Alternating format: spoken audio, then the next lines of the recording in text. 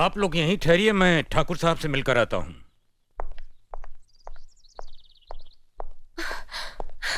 Daddy, daddy.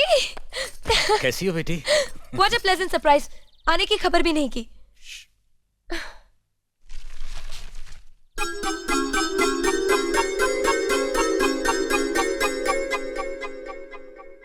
Thakur साहब, पाए लागू।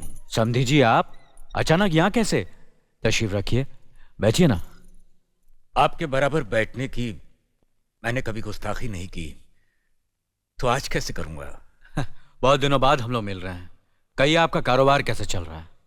आपकी कृपा और आशीर्वाद से ठीक ही चल रहा है। दिल्ली में इंडस्ट्रीज मिनिस्टर के साथ कब की अपॉइंटमेंट ली है? कल सुबह 11 बजे सर। इनकम टैक्स केस का वकील ने कहा है कि 15 तारीख की हियरिंग में मामला क्लियर हो जाएगा। आज एक्सपोर्ट का माल जापान के लिए जहाज से रवाना हो जाएगा ना? जी हाँ सर। नमस्ते ठाकुर साहब।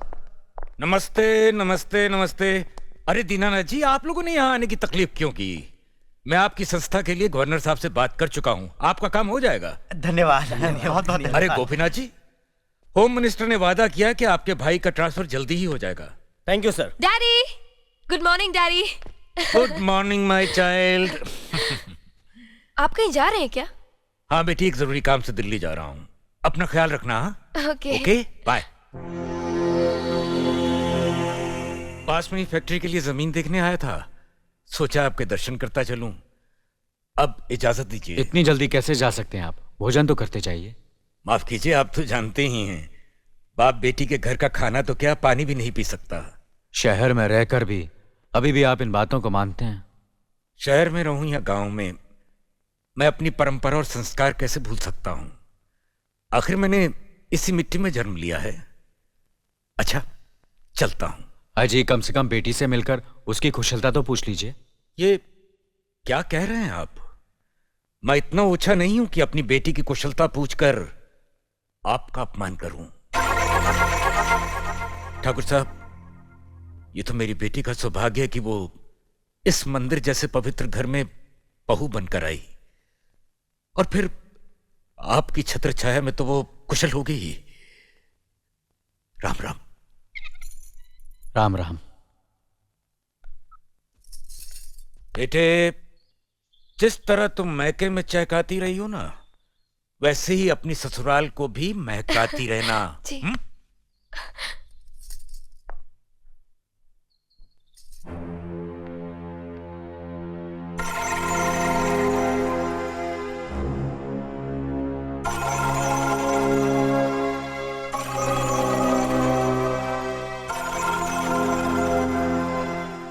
आप तो उम्र में बड़े हैं ना, किससे किस तरह की बात की जाती है, इतनी तमीज तो आपको आनी चाहिए।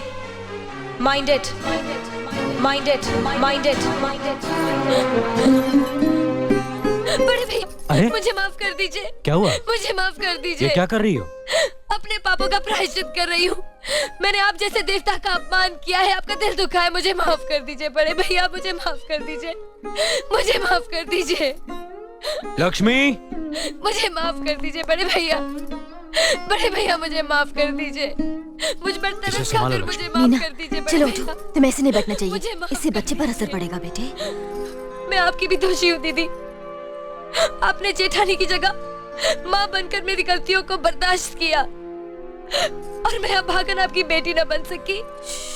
मुझे माफ कर दीजिए दीदी, मुझे माफ कर दीजिए। अब चुप भी हो जाओ। तो हमने कब तुम्हारी बात का बुरा माना? हाँ, अगली रोते नहीं, रोते नहीं।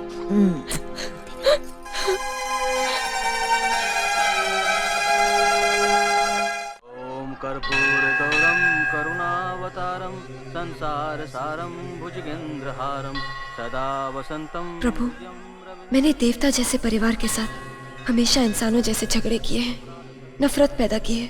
मुझे सुनती दो, ताकि मैं सबके दिलों में अपने लिए प्यार पैदा कर सकूं, अपने घर की मान मर्यादा और खुशहाली को सदा के लिए एक अटूट धागे में बांध दूं। आरती लीजिए। नमस्ते मालकिन। नमस्ते मालिक। नमस्ते मालिक। मालकिन नमस्ते। मालिक, शंकर जी का प्रसाद लीजिए। मालकिन, भोलेनाथ का प्रसाद लीजिए। ये भी लीजिए मालिक। शुक्रिया चाचा। वाह वाह वाह, ये बहुत बढ़िया। पीपल के पेड़ वाले खेत को अच्छी तरह नरम करना, कल से बीज बोना है।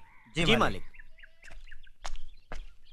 अर्जुन भैया क्या हुआ? मास्टरनी वहाँ बेहोश पड़ी है। बेहोश पड़ी? हाँ।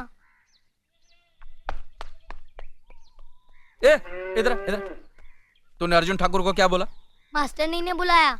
अच्छा, कितना पैसा दिया तेरे को?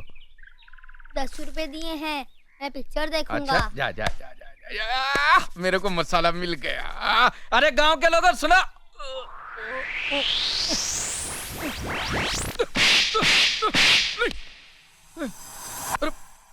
अरे बाप रे, मैंने कुछ सुना ही नहीं है, मैंने कुछ बोला ही नहीं है, मैंने कुछ देखा ही नहीं है। मैं गांधी जी का 3 बंदर हूँ, मैं कुछ जानता ही नहीं हूँ, जानता ही नहीं हूँ, जानता ही। मास्टर नहीं,